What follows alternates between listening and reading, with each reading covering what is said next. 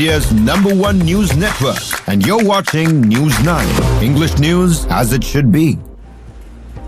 Good morning, you're watching News 9. I'm Karthik Malhotra and this is Morning Brief at 9. Well, we've got a power-packed 1 hour ahead of us.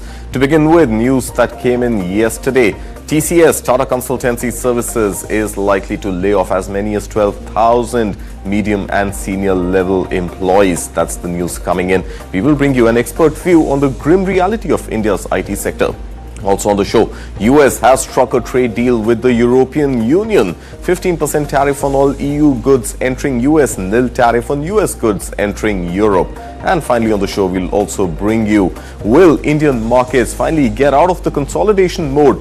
And would there be some green shoots, especially in the context of these trade deals now getting signed? This is Morning Brief at 9.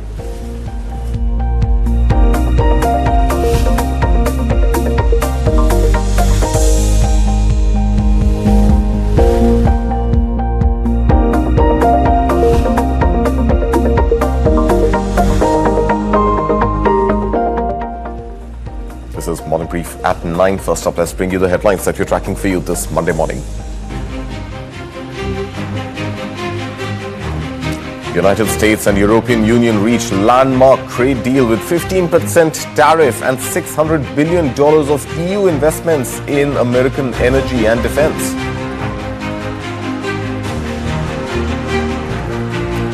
US confirms there will be no extensions to August 1st tariff deadline, sending strong message to trade partners including India who are still negotiating trade deals.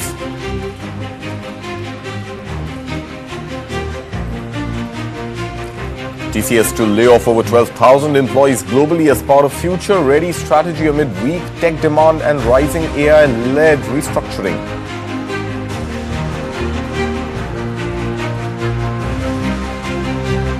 India to boost industry capacity and launch 1,000 outreach programs to help local businesses benefit from India-UK trade deal and upcoming pacts with developed nations like the United States.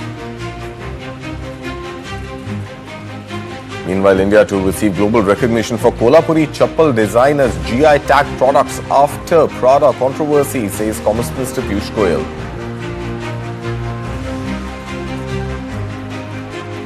Enforcement Directorate concludes raids on Reliance Power and Reliance Infrastructure in a 24,000 crore rupee money laundering probe. Companies reaffirm cooperation, clarify no links to RCom or RHFL and commit to future growth in defense, power and clean energy sectors under independent leadership.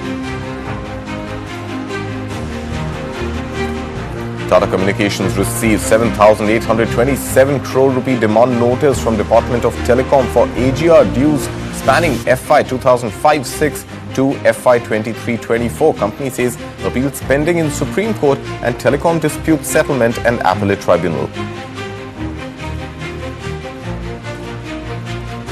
RBI Governor Sanjay Malhotra says cost of UPI must be covered by government or users to ensure sustainability as transactions hit 18.4 billion in June with a 32% annual growth. And after Tesla, Vietnamese EV maker VinFast enters India, opens first showroom in Gujarat's Surat.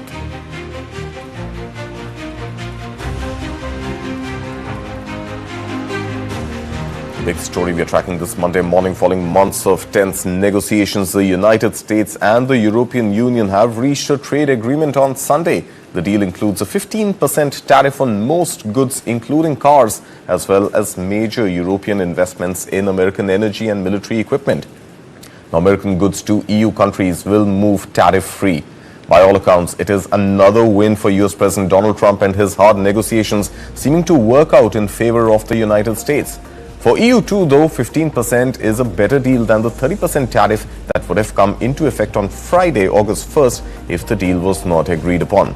Now, the agreement was announced by US President Donald Trump and European Commission President Ursula von der Leyen following a meeting at Trump's golf resort in Scotland. Addressing reporters, Trump said that this is the biggest deal ever made, lauding EU plans to invest some $600 billion in the United States and dramatically increasing its purchase of US energy and military equipment. A trade imbalance was the issue Trump wanted to correct via his tariff threats, especially with the EU, its biggest trading partner. Bilateral trade between US and EU stood at almost $1 trillion last year, with EU exporting over $600 billion worth of goods to US and US importing under $400 billion worth. Now, under the new framework, the EU has committed to increase purchase of American liquefied natural gas as well as defense products. In exchange, the US has agreed to moderate its tariff plans and open further talks on reducing regulatory barriers. Let's listen in first to what Donald Trump had to say, followed by what Ursula von der Leyen, European Commission President, said. So we have good news. We've reached a deal.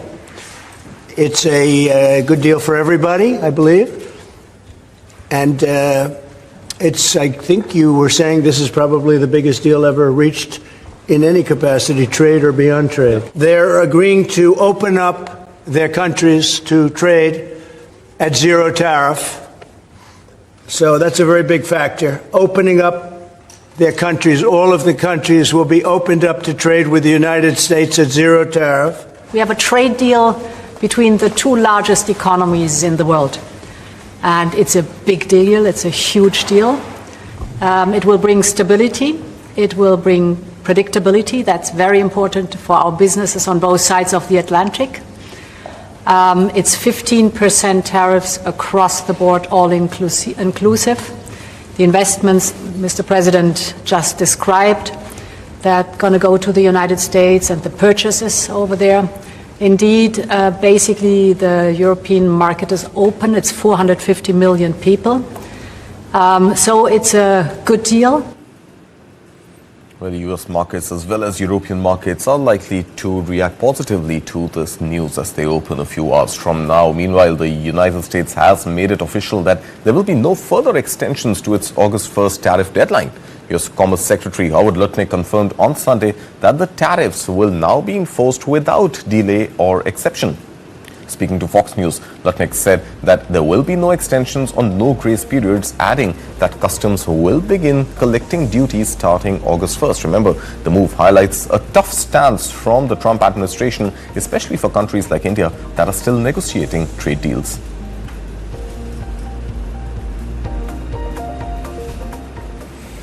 And India's largest IT services firm, Tata Consultancy Services, has announced plans to lay off as many as 12,261 employees. That's about 2% of its global workforce this year. Now, most of those impacted are from middle and senior management levels. The decision comes even as the company added 5,000 new employees, fresher level roles in the April to June quarter, bringing its total headcount to over 6.13 lakh as of June 30th, 2025. In a statement, TCS said the move is part of its broader transformation into a future-ready organization, a strategy that focuses on investing in new technologies like AI deployment, market expansion, as well as realignment of talent. The company clarified that while reskilling and redeployment efforts are ongoing, releasing some associates whose roles may no longer be viable is unavoidable. TCS assured that impacted employees will be given appropriate benefits, counseling and outplacement support, but the news has added to growing concerns in the tech industry, especially as other IT giants face similar headwinds.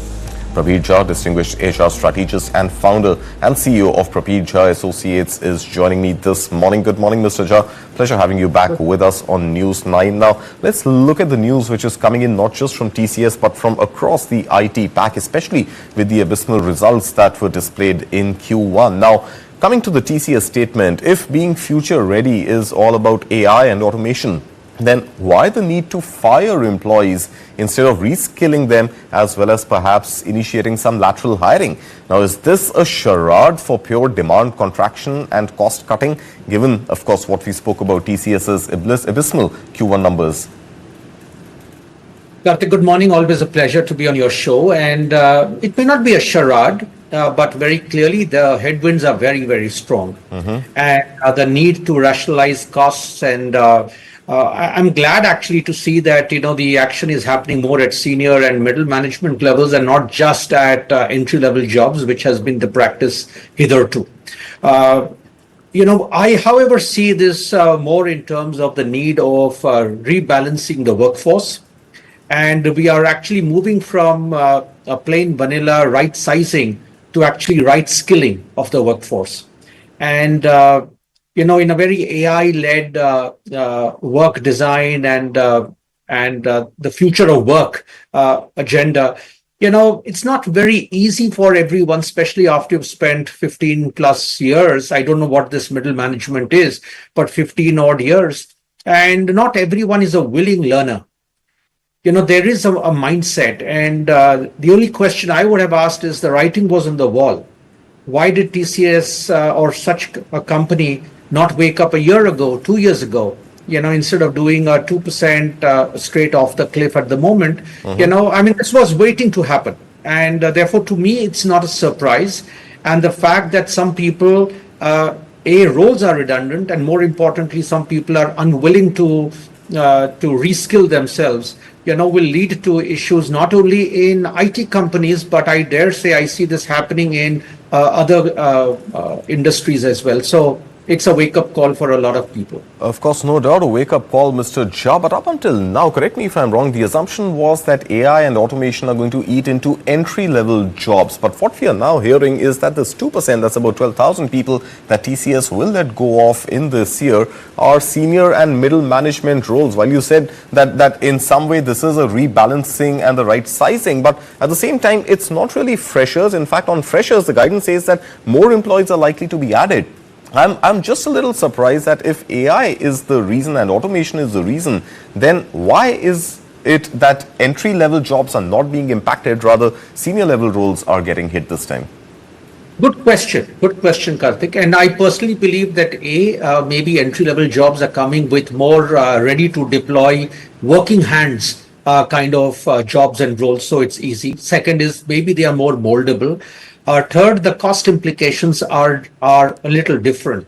See what happens when you, and I'm not talking only about TCS, but philosophically, in a lot of companies, tenure has been the basis for promotions. I wrote an article recently where I called out the melee of lullaby promotion. So people have risen to levels of responsibility, titles, and designations, which is not really commensurate with the actual value add.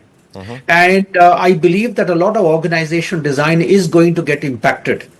People are going to move from just span of controls to sphere of influence. So the question to ask is, do you need X number of people at middle management roles? Do you actually need so many people at the so-called senior level jobs?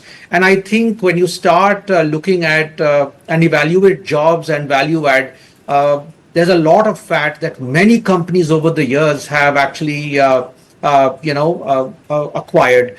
And in particularly in IT companies, when the markets have been growing over the last couple of decades, everyone has risen to levels of incompetence, or at least many of them. And when things are now kind of getting threadbare and the technology landscape is changing, hard questions are going to be asked, that what actually is your value add? And therefore, jobs are going to combine, some jobs are going to disappear, and some people who are not actually able to indicate or demonstrate true value add will be the ones who will be, under the microscope. And actually, 2,000 out of 6 lakh or 12,000 people out of 6 lakh plus jobs, 2%. Yeah, it's tough. I am not denying that. But, I'm not surprised, because for long, senior and middle and fairly fat middle and senior level jobs have escaped the disruption, hatchet, so to speak. Right. And I think this is, to me, the right message, because you must first start asking questions of middle and senior levels, and this is going to happen. This is my, and I'm sure we'll talk about it in some future show as well. This is going to happen in many, many more companies. I see this in my advisory life as I look at companies closely, and there is a huge fat in the middle of many companies, and this is going to get called out sooner than later. Right, that flab has to be cut apparently, and that is what TCS is doing. But Mr. Jha, before I let you go, it's important to also put this into context and really ask that one tough question, that this disruption that we are seeing is not a disruption which has been instrumentalized by India's IT company. In that sense, is it fair to assume at this moment that India's IT companies have led down India on this AI journey? Because we haven't really seen any top-notch AI tools being built in India. Was the story always about cost arbitrage and never really about innovation when it comes to India's IT sector? I mean, it's a deeper question. We'll need a lot more time, but a lot of the India IT story has actually happened because of linear model of headcount-based revenue growth, right? So the word body shopping, add more people and therefore it will need to more revenue has been the habit and practice that a lot of leadership has grown with. That's the model they knew. And now when, the entire technology landscape is getting disrupted, yes, we have an opportunity. I'm not saying that companies are not attempting it, but yes, are we leading that charge? Maybe not, but we are definitely suffering. And I think this is a wake-up call for a lot of Indian IT companies to actually repivot, reposition, and actually move from just being a services and cheap labor arbitrage-led, headcount-led, service provider to more technology, deep technology and innovation-led thinking. And some companies are going to make the cut, and eventually not everyone is going to survive or definitely be of the scale and size that they have historically been. All right, so grim news there coming in for the IT sector, and not just the IT sector, as Mr. Prabir Jha was saying, even for other sectors when such disruption is likely to come to the fore. Mr. Jha, always a pleasure having you here on Newsline. Thank you so much for your time.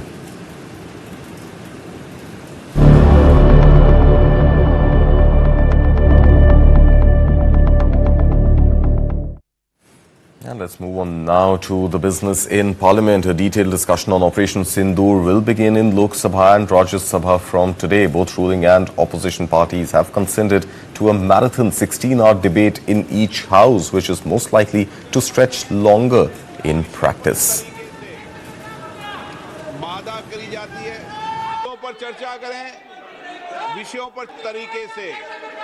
सबसे पहले operation सिंदूर पर चर्चा होगी। ये opposition party का ही मांग रही है, हमने तुरंत एग्री किया है। उसके बाद कौन सा विषय पर लेकर के चर्चा होगी ये उसके बाद तय करेंगे। सारा चीज़ एक दिन में तय नहीं होती है और जो भी चर्चा होनी है वो नियम के तहत ही होगा। नियम को ताक में रख करके तो हम पार्लियामेंट नहीं चला सकते हैं। मैंने पहले दिन से संसदीय कार्य मंत्री होने के नाते सारे अपोजिशन पार्टी को अपील किया, लीडर ऑफ अपोजिशन के साथ बैठक हुई, बातचीत किया और मेरे तरफ से जो भी पहल करना है मैंने पूरा किया, आगे भी करते रहेंगे।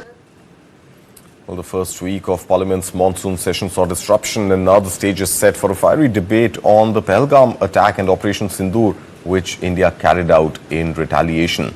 The ruling NDA and the opposition India bloc will likely lock horns over the two issues framed around national security and foreign policy imperatives. Defence Minister Rajnath Singh will initiate 16-hour debate on Operation Sindoor in Lok Sabha, while Prime Minister Modi is also likely to join the debate. Now, sources said Home Minister Amit Shah and External Affairs Minister S. Jaishankar will also be speaking on the issue. The Congress party has issued a whip to its Lok Sabha MPs mandating their presence in the House for 3 days starting today. Gaurav Gogoi is expected to lead the opposition party's charge on the first day of the debate.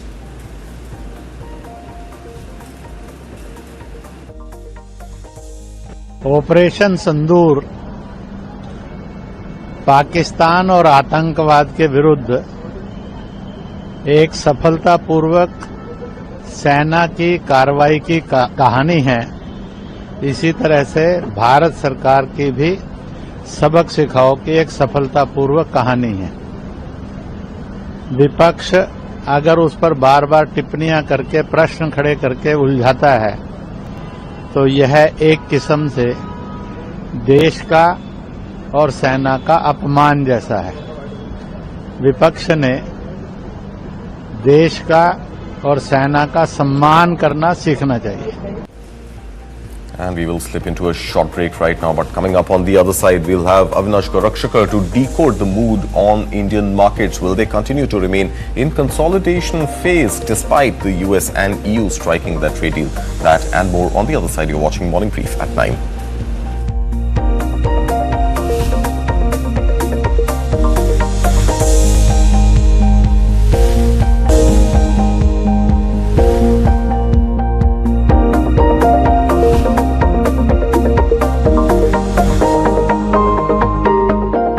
Associate sponsor Diana premium beauty soap, पहली झलक करे खूबसूरत।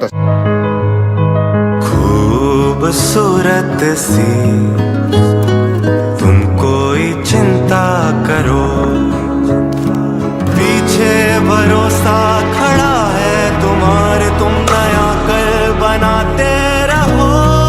जब कोई हमारी बाकी चिंताओं को संभाल लेता है तो हम कर पाते हैं खूबसूरत सी कोई चिंता। टाटा कैपिटल में हम आपकी हर फाइनेंशियल चिंता को संभाल लेते हैं ताकि आप करें सिर्फ खूबसूरत चिंताएं। पढ़ता है, खेलता है, झूलता उछलता है, दौड़ता कभी कभी दौड़ कराता है, आगे आगे बढ़ता है इंडिया, अमूल दूध पीता है इंडिया। ये रोशनी का सफर दिलचस्प है, दिलचस्प है। हम सूरज से सिर्फ बिजली नहीं बनाते हैं, खुशहाली को देश के कोने कोने तक भी पहुंचाते हैं। ये रोशनी का सफर अदानी, हम करके दिखाते हैं।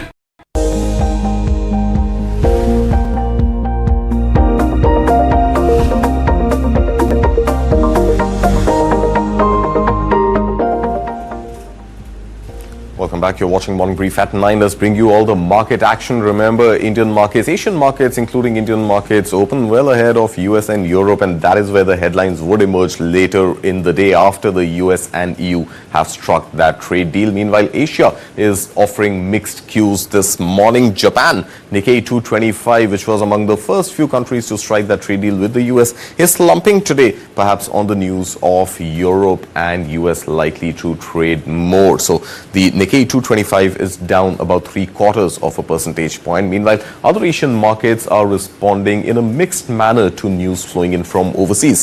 Hang Seng is up about 1/4 of a percentage point. Meanwhile, TAIEX, Taiwanese stock exchange, the benchmark is up about 0.5 percentage point or so. Hardly any change on the Chinese stock market. The Shanghai Composite is pretty much flat, down about 0.2% or so, and so is the case coming in from South Korea. Meanwhile, the Indian markets, which were in a massive consolidation mode last week, continue to reel under pressure. Let's pull up the Indian stock markets, especially the benchmark Sensex and Nifty, which are under pressure this morning, and all driven largely by what we are seeing in the IT space. Let's pull up the Indian markets and take a look at where they're trading right now. Nifty 50 is down about 1/3 of a percentage point or so, well below the 25,000 levels, which it had declined below even last week, now trading at about 24,752 odd levels. Meanwhile, Sensex, the combination of the 30 largest companies in India, is also now well below the 82,000 levels that we had seen earlier in the week, last week, now inching closer to the 81,000 levels, and that perhaps is going to be the support level which it should rest at. This morning, Sensex, Nifty both down about 1/3 of a percentage point. Meanwhile, small cap and mid cap stocks are slightly better, if one can call it that, given the spate of negativity overall in the Indian markets, and the Indian volatility is up about 5% or so from this time on the last trading session on Friday, although it's still below the 12th level. Let's also look at the Nifty 50 heat map and try and see which are the companies which are pulling down the markets this morning. And no surprise whatsoever, it is the IT pack alone which is really calling the market mood this Monday morning. TCS, which did announce over the weekend that it is going to lay off as many as 12,000 of its mid and senior level employees, is trading down about 1.5% or so. And it's not just TCS, pretty much the cues are visible for the entire IT pack. Look at Wipro, for example. Wipro is down more than 3% in early trade this morning. Remember, markets opened just about 10 minutes ago, so it could swing either way, but the mood and the momentum and the trajectory that stocks are likely to take today is visible right here on the heat map. So Wipro is down about 3%. Infosys is down about 1.25% or so in trade. Meanwhile, HCL Tech as well as Tech Mahindra are doing slightly better, if you can call it that, in the IT pack. But the entire IT pack dragging down any possible momentum that one would have expected from the markets. Meanwhile, Reliance is also down about 0.3%. Now, this is happening primarily because of the rise in oil prices, which are a direct result of the US-EU trade deal, which has put oil prices back in focus.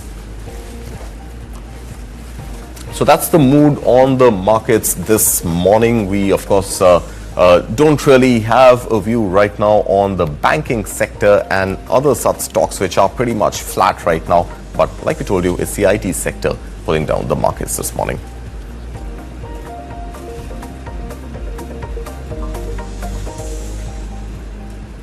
And moving on to other stories that we're tracking for you, the Indian government is stepping up efforts to help local industries compete globally as it pushes forward with major trade agreements.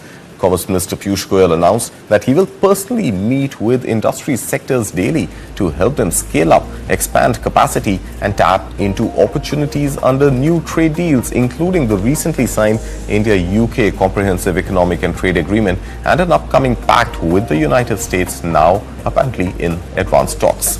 Now, under the India-UK deal signed on July 24th, India has offered tariff concessions on a wide range of British goods, from pastries and pet food to soaps and home appliances. Meanwhile, to raise awareness and preparedness, the government plans to host around 1,000 outreach events, including workshops, stakeholder meetings and feedback sessions to shift India's industry mindset from domestic focused to globally competitive. Let's listen in to what Piyush Goyal said. The free trade agreement between India and UK, the Comprehensive Economic Trade Agreement, clearly reflects the growing relevance and importance of India at the world stage. And it also shows that more and more countries, including and particularly the developed world, is today appreciating that India is the future. The business opportunities with India are the best. Meanwhile, Piyush Goyal has also confirmed that India will now receive its rightful global recognition for the design of the Kolhapuri chappals, which hold a geographical identification or GI tag since 2019. Now, during discussions around India-UK Free Trade Agreement, Goyal said India took action when a global luxury brand used the iconic design without acknowledging its roots. The remarks follow recent controversy involving Prada, which showcased Kolhapuri-style sandals priced at 1.2 lakh rupees during Milan Fashion Week, with no mention of the footwear's Indian heritage or the artisans who craft them. Goyal emphasized that when these chappals are exported in the future, India will receive due credit for their design and their origin. Listen in. जो GI products होते हैं, जैसे हमारी कोल्हापुरी चप्पल का किसी ने export में design इस्तेमाल किया, कॉमर्स मिनिस्ट्री ने तुरंत उस पे एक्शन लिया और आगे चल के कोल्हापुरी चप्पल जब एक्सपोर्ट होगी तो भारत को क्रेडिट मिलेगा, भारत के नाम से होगी कि ये भारत का जीआई प्रोडक्ट है। और बड़ी बड़ी अंतर्राष्ट्रीय कंपनियां आज इच्छा व्यक्त कर रही हैं भारत के प्रोडक्ट्स को अपने साथ जोड़कर, भारत के डिजाइन्स को अपने ब्रांड के साथ जोड़कर आज विश्व के बाजार में बेचना चाहती हैं। And moving on to other corporate stories that we're bringing to you this Monday morning, the Enforcement Directorate concluded its raids at all premises linked to Anil Ambani's Reliance Power and Reliance Infrastructure in a money laundering case involving over 24,000 crore rupees. Now, both companies confirmed on Sunday that they have fully cooperated with the agency and will continue to do so. In a statement, the firms clarified that the ED's actions have no impact on their operations, financials, employees or stakeholders. They also stressed that the allegations surrounding Reliance Communications and Reliance Home Finance are unrelated to their businesses. Now remember, the ED's probe is linked to loans from Yes Bank, Canara Bank and Bank of Baroda, as well as a 2,850 crore rupee investment by Reliance Mutual Fund in Yes Bank bonds. Meanwhile, the Reliance Group said on Sunday that it will focus on defense, power and clean energy sectors to chart the next phase of growth that will train resources on innovation as well as value creation.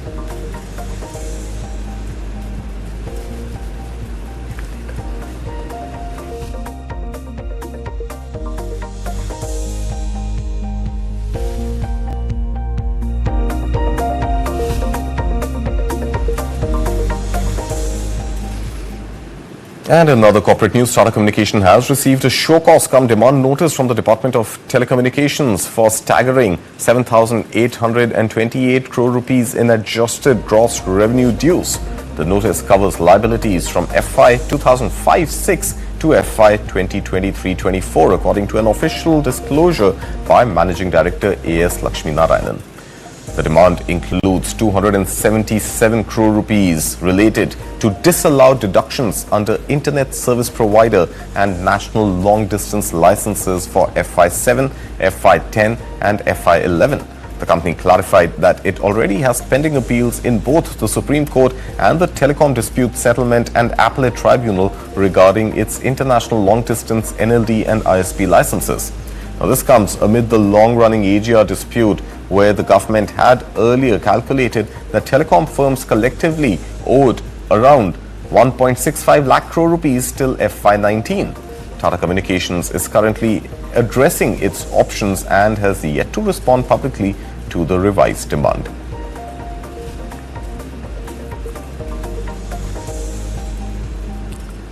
Vietnamese electric vehicle maker VinFast has opened its first showroom in Surat in Gujarat, marking its official entry into the Indian market. Now, the major step precedes the inauguration of its manufacturing plant in Thoothukudi, Tamil Nadu, highlighting the company's commitment to establishing a strong presence in the country's growing EV sector. Now, remember, the company entered India shortly after the long-awaited inauguration of Elon Musk-owned Tesla showroom in Mumbai. The dealership will serve as a one-stop destination for VinFast prospective buyers. Additionally, the company aims to launch 35 dealerships by the year end across 27 plus cities, according to reports.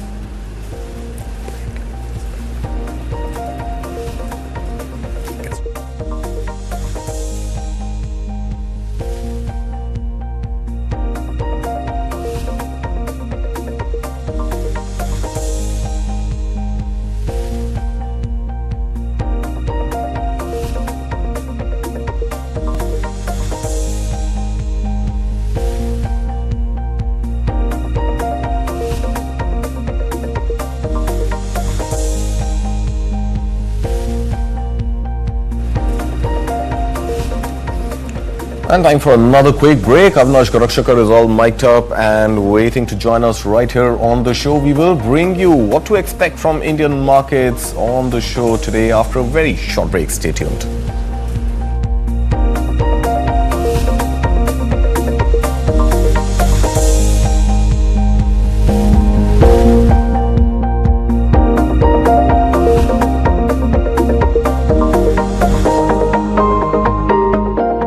Associate sponsor anchor toothpaste, नए जमाने की नई सुरक्षा। View मस्त है और चाय भी बुरी नहीं है। नए घर में चाय के मजे कहाँ लोगे? ये खूबसूरत चिंता आप करिए। होम लोन की चिंता हम संभाल लेंगे with attractive interest rates and instant sanction.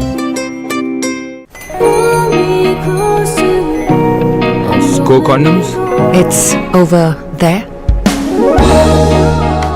क्या ये डिफरेंट साइजेस में आता है? Actually, sir, size matter नहीं करता. तो फिर क्या मैटर करता है? The hardness Of the condom. of what's inside. For the first time ever, presenting Hard Rock Gel, the hardness gel for men. अब free हर score condoms के 10 pack के साथ. Hi, this is Baman Irani. Hi, this is Karishma Tanna. Hi, I'm Nushat Bharucha. Catch this conversation on News 9. Catch this conversation on News 9. Catch me and this conversation on News 9. Hi, this is Shahid Kapoor and catch this conversation on News 9.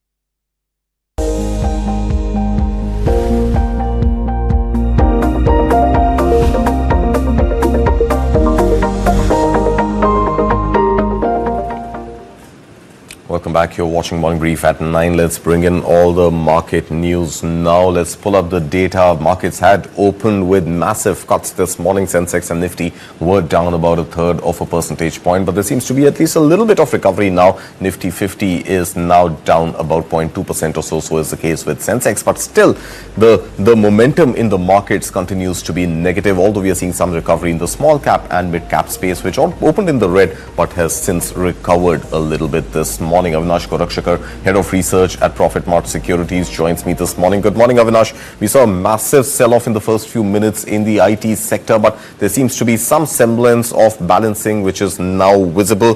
TCS, which had started about almost 1.7% or so down, is now down about 1.2%, and this seems to be stemming from the bad news that we heard over the weekend, with layoffs likely making headlines again for the stock of TCS. Meanwhile, the entire IT pack seems to be under pressure this morning. Wipro is down about 2.6% or so. What's really the mood on the IT stocks this morning, Avinash? Yeah, good morning, Karthik.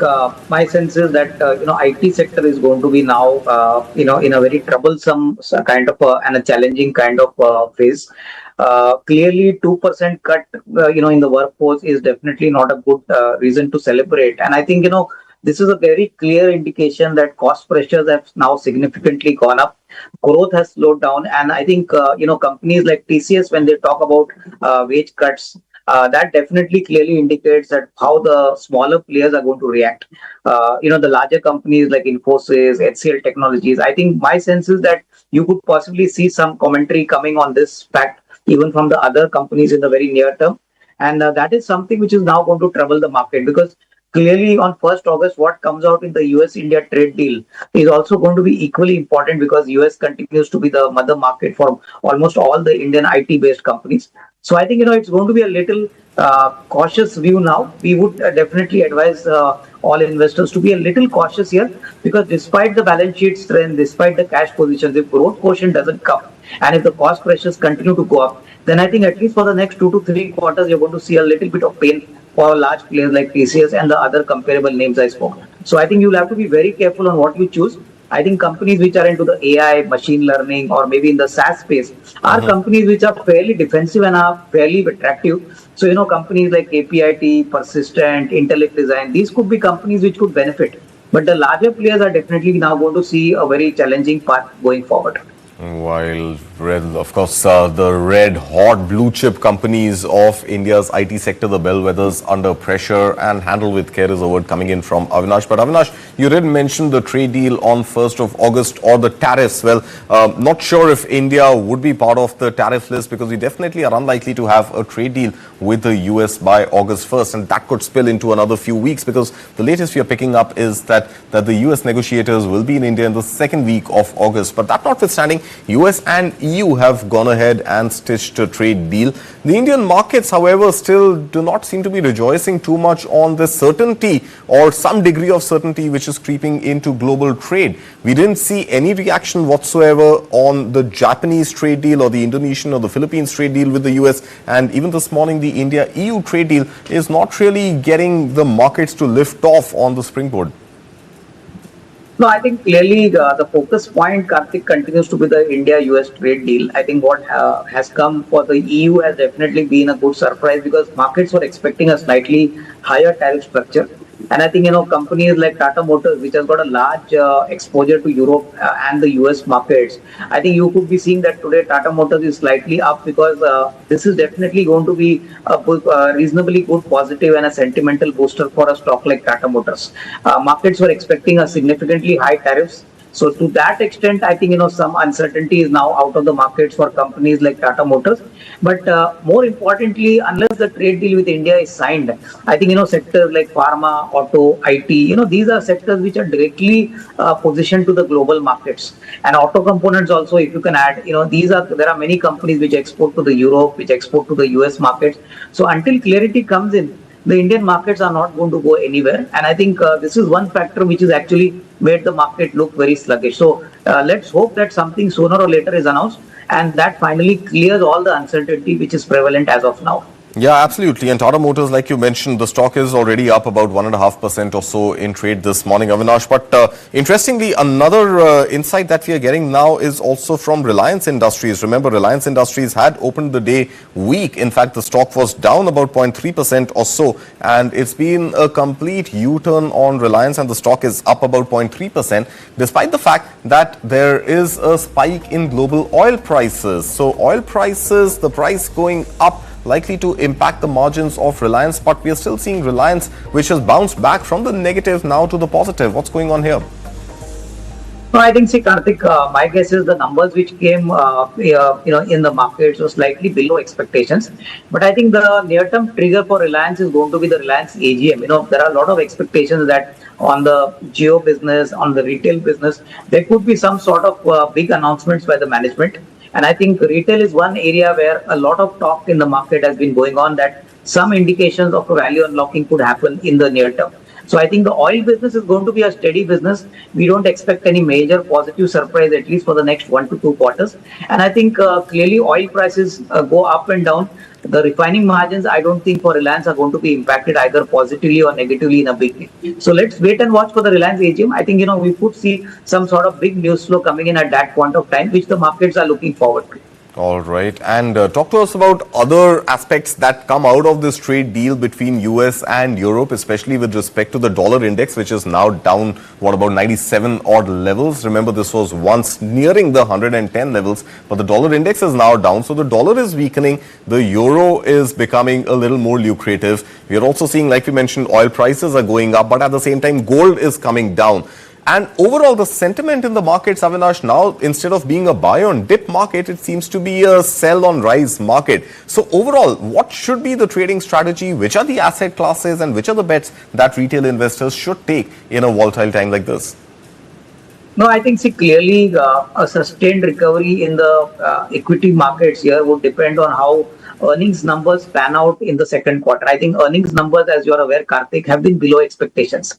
And I think that has been a very big dampener because markets were expecting earnings to get a big boost up. I think if you look at most of the banks, both the private sector and the PSU banks, as well as the NBFCs, a big concern now for the market is that, players like Bajaj Finance have sounded, quality of stress going up. Specifically for segments like, doctors, which they finance. Shriram Finance has also indicated some sort of stress in the sector. HDFC Bank also, when they came out with numbers, they said there is a lot of stress in the commercial vehicle sector. So I think credit growth has fallen very sharply. And I think unless credit growth goes up, the markets are not going to go up in a hurry. The banking system, anyway, if you look at the overall exposure of the banking in the Nifty, then I think they have around 40% exposure. So the Nifty is now going to play very slowly. My sense is that, sectors like hospitals, hospitality, capital goods, construction, these could be sectors where some sort of growth could come in. Even in the auto sector, two-wheelers and maybe the utility vehicle sector where Mahindra & Mahindra is dominant, I think could be reasonably good defensive bets. But I think completely, away from IT as of now. And metals is a surprise pack. If you see the numbers of metal companies, raw material prices have come down.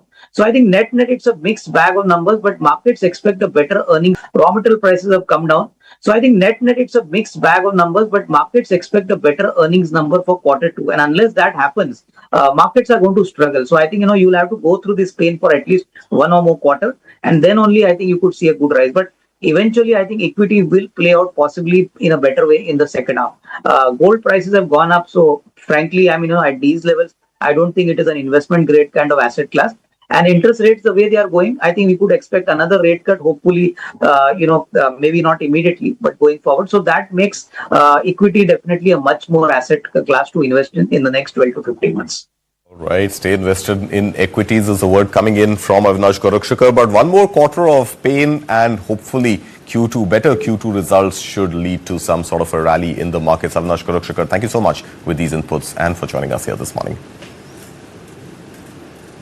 And before we slip into another break, let's look at the other global stories that we're tracking for you this morning. Top US and Chinese economic officials set to restart trade negotiations in Stockholm on Monday as President Trump's trade agenda enters a pivotal week. German Chancellor Friedrich Merz praises new US-EU trade deal for preventing escalations despite pushback from industry groups concerned about its economic impact. US President Donald Trump says Thailand and Cambodia are ready to ease border tensions, warns that trade talks with Washington not possible unless hostilities end immediately. US and South Korea begin early talks on a shipbuilding partnership that could modernize US naval yards and strengthen fleet repair capabilities. German automaker Volkswagen slashes its 2025 sales and profit outlook after taking a $1.5 billion tariff-related loss, issuing its clearest warning yet on Trump's trade impact. Puma stock plunges after German sportswear firm warns of falling sales and a full-year loss in 2025 amid weakening demand and global headwinds. Samsung Electronics signs a $16.5 billion chip supply deal with a major global partner, boosting investor confidence and lifting its stock 3.5%. Investigators suggest last year's horrific Jeju Air crash in South Korea may have been caused due to human error, with pilots mistakenly shutting down the wrong engine after a bird strike. Firefighters battle at least 6 wildfires across Turkey as a searing Mediterranean heat wave and strong winds force evacuation of more than 3,600 people. These stories on the other side of the break. You're watching Morning Brief at 9.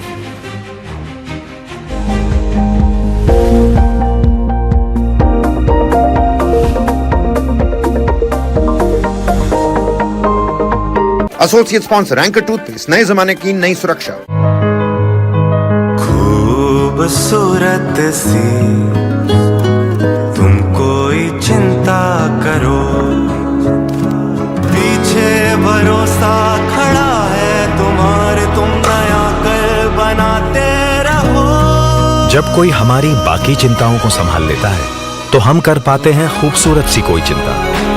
Tata capital में हम आपकी हर financial चिंता को संभाल लेते हैं ताकि आप करें सिर्फ खूबसूरत चिंताएं। पढ़ता है, खेलता है, झूलता उछलता है, दौड़ता कभी कभी दौड़ कराता है, आगे आगे बढ़ता है इंडिया, अमूल दूध पीता है इंडिया। ये रोशनी का सफर दिलचस्प है, दिलचस्प है। हम सूरज से सिर्फ बिजली नहीं बनाते हैं, खुशहाली को देश के कोने कोने तक भी पहुंचाते हैं। ये रोशनी का सफर अदानी, हम करके दिखाते हैं।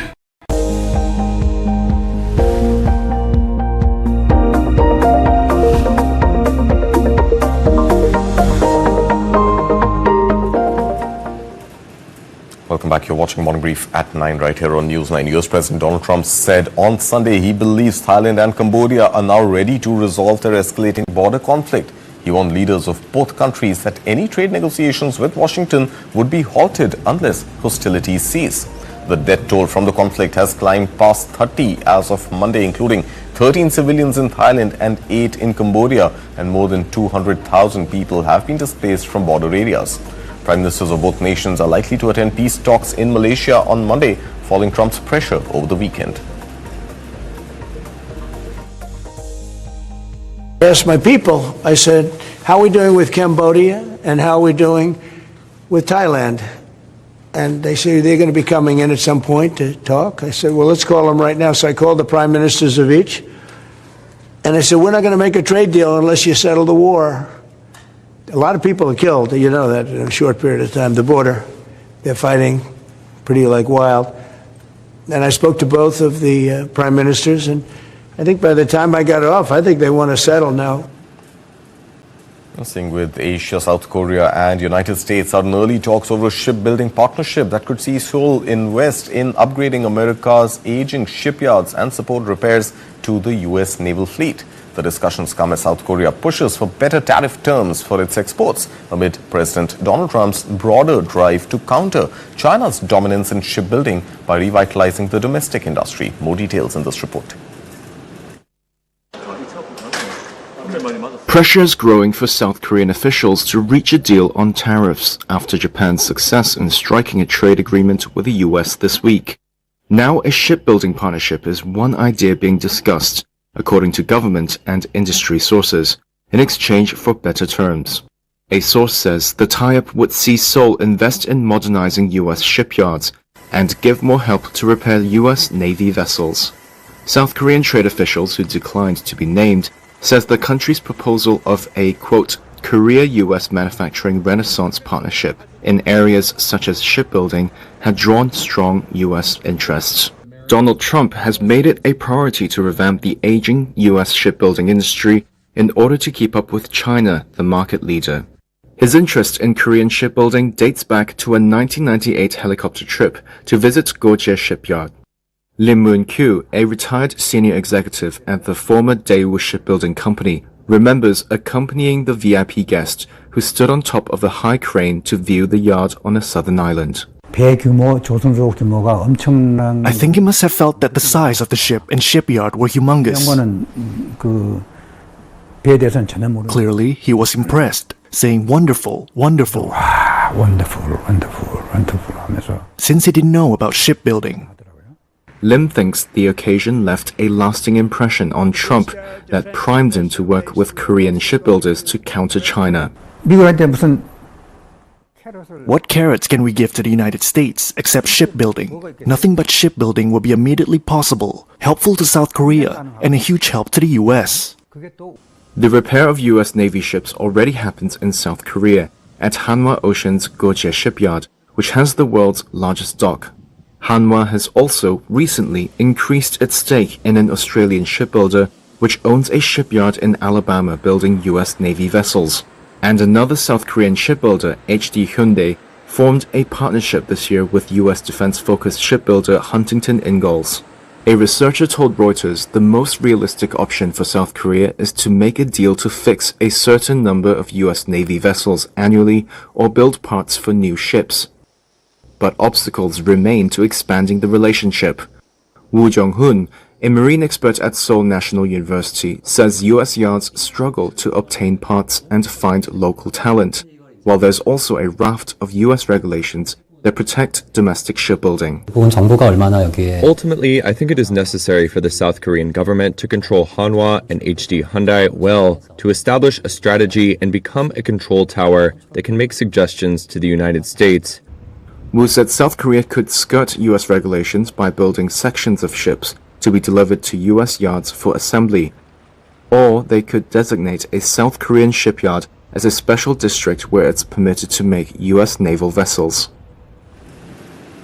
And moving to Europe now, German carmaker Volkswagen slashed its full-year sales and profit margin targets after taking a $1.5 billion hit in the first half of the year due to US tariffs, marking its first detailed warning about the fallout from President Donald Trump's trade measures. The German auto giant says the tariffs have dented margins on key export models and disrupted supply chains across North America and Asia. But that might change now that the US-EU trade deal has been struck. Take a look. Volkswagen has reported a $1.5 billion first-half hit from tariffs and cut its full-year sales and profit margin forecasts. It's the German carmaker's first assessment of the damage from Donald Trump's trade war. European automakers have booked billions of dollars of losses and issued profit warnings as they face US import tariffs, as well as stiffening competition from China and domestic regulations aimed at speeding up the EV transition. Europe's biggest carmaker gave its long-awaited assessment of the impact of tariffs alongside quarterly results. Full-year sales are expected to be level with the previous year, versus a previously forecast rise of up to 5%. Volkswagen reported an operating profit of around $4 billion in the quarter ending in June, down 29% on the previous year. VW shares opened lower in morning trade. The region's carmakers are pressing European trade negotiators to strike a deal to reduce a 25% punitive tariff they've faced since April. One industry proposal is to use their US investments and exports as leverage to soften any blow. EU diplomats have indicated that the bloc could be moving towards a broad 15% tariff. That's as it seeks to avoid a separate 30% levy from August the 1st. And finally, we leave you with this interesting story where shares of French luxury giant LVMH gained on Friday after the company reported its latest quarterly results. While the company's quarterly sales for products like Louis Vuitton handbags and Dior dresses came in slightly below expectations, analysts pointed to encouraging signs of a recovery in China, a critical market for luxury brands. We leave you with that story. Shares in French luxury group LVMH rose more than 3.5% Friday before scaling back. Investors bought in after the group reported its quarterly results and said it saw some signs of recovery in the key Chinese market. LVMH's quarterly sales for products like Louis Vuitton handbags and Dior dresses came in slightly below expectations. They were down 4% on the year at just under $23 billion. The group's core leather and fashion division saw a 9% sales drop. Shares fell in early Friday trade but swung around later. Analysts said higher than expected profit margins were a sign the group had become more pragmatic and efficient. LVMH said Thursday it saw some tangible improvement in China. A real estate crisis had hurt appetite for luxury goods in the country.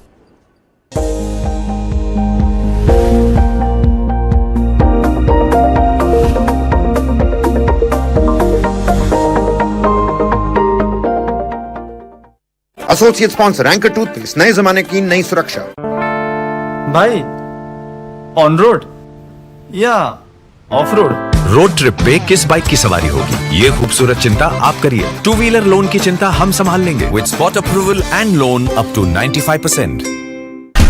A small window of hope has opened for Nimisha Priya. You know, human beings live by hope. Is Vijay challenging Dravidian party? Payments have been made, but no books inside. If there is corruption at the BO office, maybe I want to learn Hindi, that I do not know how to speak Kannada. Go to the second part. We don't want to have Hindi compulsion. 2 kids were asked to clean the toilet because of their caste. All these kids were forced to do it. I will clearly protest against this. 3 passes, Mr. Gowda. People rushed. I'm asking you, what makes Palaniswamy so confident? We're sitting on moral boulders. Tamil Nadu seems to have become extremely unsafe.